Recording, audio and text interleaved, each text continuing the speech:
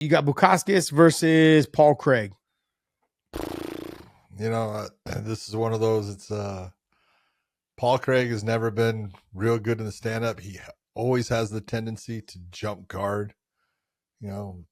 Jumping guard was something you did back when I could fight. 1992, 93.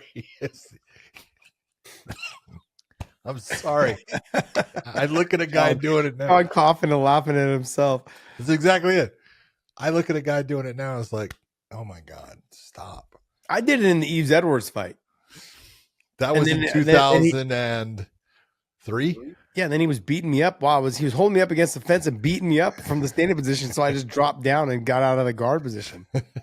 Never actually got him down. But you look and you go, you can't fight the way he fights today and be successful. You just can't.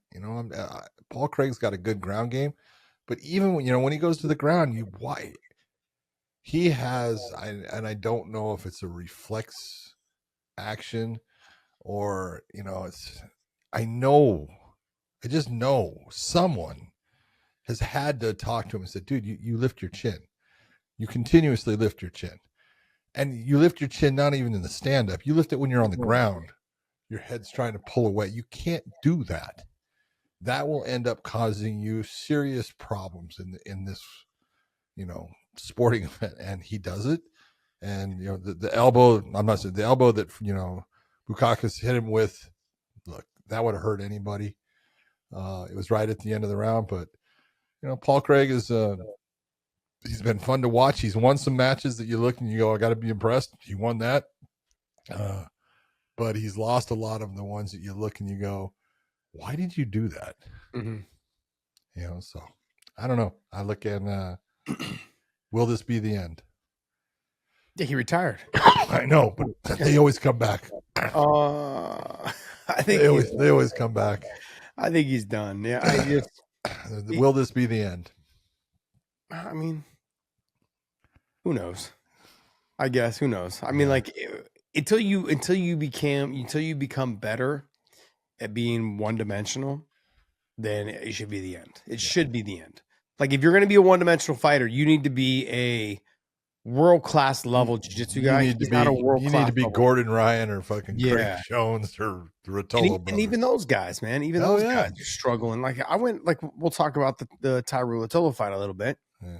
He even looked a little sloppy and just because the punches come and the changes and it's different. He's on a whole different level. Yeah, it's also a different pace. And when you're so used to the grappling pace and you're not getting hit, I have no problem with what Ty Ruotolo did in his fight. And like you said, we'll talk about that, but it's when you've had as many fights at the level that Paul Craig's had him at, and you still make those same mistakes that it's like you can't do that.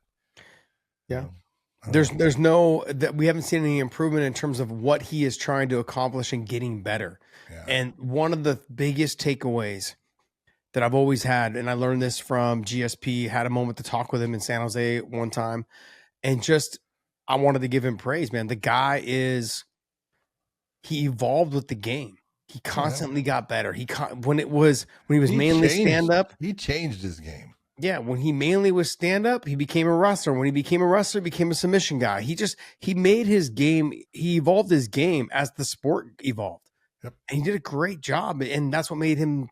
To me, I think he's still the greatest of all time. I think he's the greatest of all time. I know a lot of people have John, have other reasons, but anyways, bottom line is GSP to me is somebody that. He's made sure that he's evolved with the game and it worked for him and he took it to a whole nother level.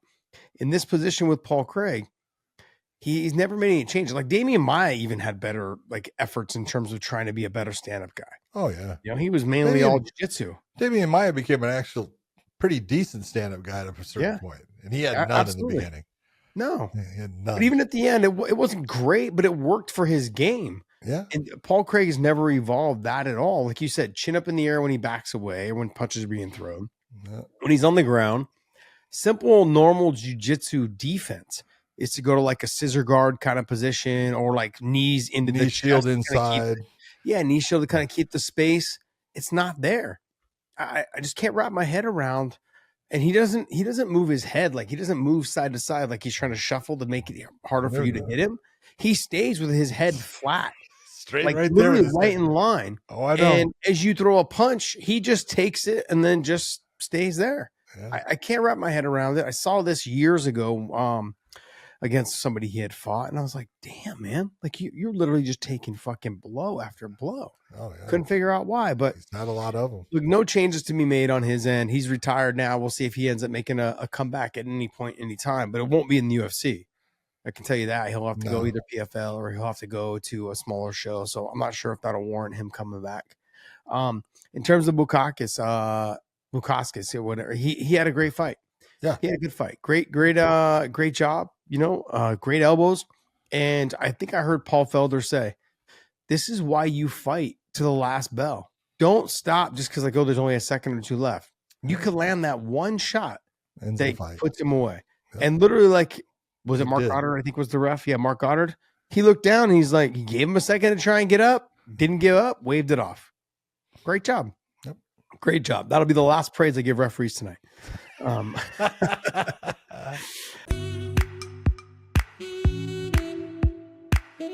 Element, the best hydration drink in the business. I had citrus earlier today. It's actually fantastic. And now they're making the lemonade salt in the can. Cannot wait. So if you guys use that link down below in the descriptions, they'll send you a bonus package for every single purchase.